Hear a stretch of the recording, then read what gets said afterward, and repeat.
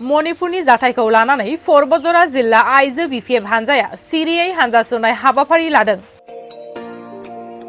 मणिपुरनि जाथायखौ लानानै गोजोननि थाखाय आरो सानै आइजोखौ हानजाय जिनाहारि खालामग्रा दायनिगिरिखौ हमनानै साजा होनांगौनि थाखाय बतजर आइजो बिपिएफ हानजाया हानजा सुनानै भारत हादरनि हादरगिरि द्रौपदी मुर्मुनिसिम गोसोखां बिलाइ गथायदों। बतजर जिल्ला आइजो बिपिएफ हानजाया मणिपुरनि मोनसे मुगैथाव लाजिनांथाव जाथायखौ लानानै मोनसे हानजा सुनाय हाबाफारि लानानै दुंहाव थासारिखौ लानानै सिरियै हानजा सुनानै बतजर महकुमा बेंगिरिनि गेजेरजों भारत हादरनि हादरगिरि द्रौपदी मुर्मुनिसिम मणिपुरनि दुंहाव थासारिखौ गोजोन आरो सानै आइजोखौ हानजायै जिनाहारि खालामग्रा दायनिगिरिखौ थाबैनो हमनानै गोख्रों साजा होनांगौनि थाखाय गोसोखां बिलाइ गथायो।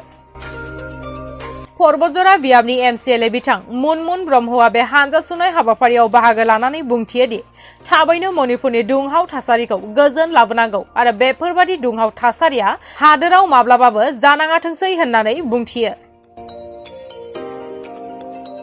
महिला বিপিএফ কমিটিৰ তৰফৰ পৰা আমি এটা সাইলেন্ট এটা কাৰ্যসূচী আমি হাতত লৈছো।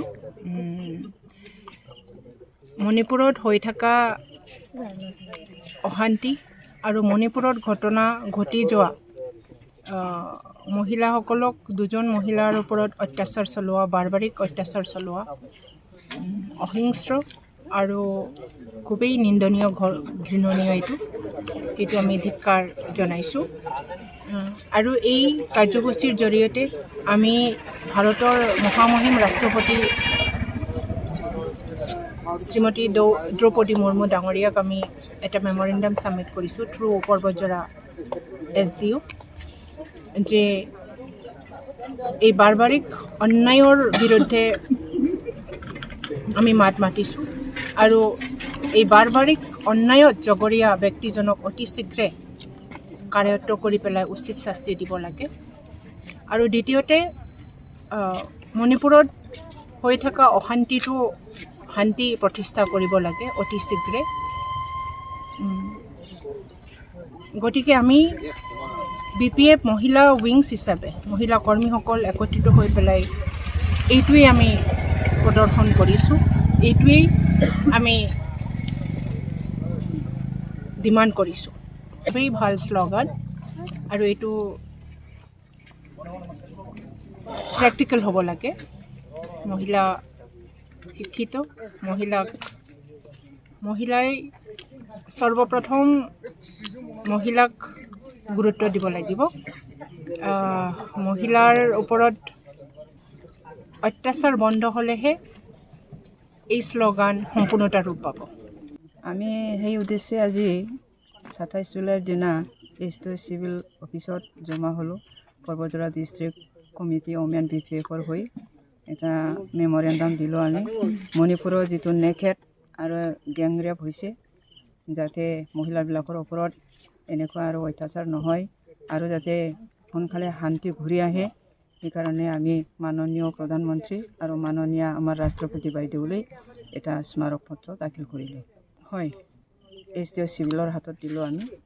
এইটো অহাকালি ফেঞ্চত পঠাব আমাৰ মাননীয় প্ৰধানমন্ত্ৰী আৰু মাননীয় আমাৰ ৰাষ্ট্ৰপতি বাইদেউলৈ অহাকালি যাব।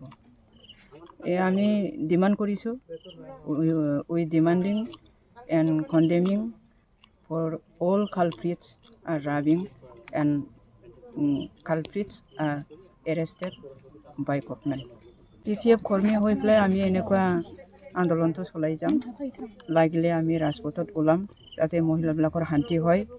যৌথভাৱে যিটো গেংৰেপ কৰিলে, যিটো মানে অত্যাচাৰ কৰিলে আমাৰ মহিলাবিলাকক ৰাজহুৱাভাৱে যিটো নেকেড কৰি পেলাই যিটো অসন্মান কৰিলে, সেই অসন্মানৰ পৰিপ্ৰেক্ষিতত আমি এইটো আজি শান্তি যিটো ঘূৰি আহিব, এই শান্তি আশা কৰি পেলাই আমি এনেকুৱা কৰিলোঁ। আৰু ভৱিষ্যতটো যাতে এনেকুৱা ক'ত বা হয় মণিপুৰৰ বাহিৰেও আমাৰ ৰাজ্য বা ৰাষ্ট্ৰত এনেকুৱা হ'লে আমি গোটেই মহিলাখিনি যোগ হৈ পেলাই মহিলাৰ শান্তিৰ কাৰণে, মহিলাৰ অগ্ৰাধিকাৰৰ কাৰণে, মহিলাৰ অধিকাৰৰ কাৰণে আমি যুঁজি যাম। হয়, আমি মহিলা হৈ পেলাই খুব দুখিত। কৰিব লাগিছিল আমাৰ মহিলাবিলাকৰ যিটো মানে অধিকাৰ এইটো সাব্যস্ত কৰিব লাগিছিল। আমাৰ মহিলাৰ মান সন্মানটো বজাই ৰাখিব লাগিছিল।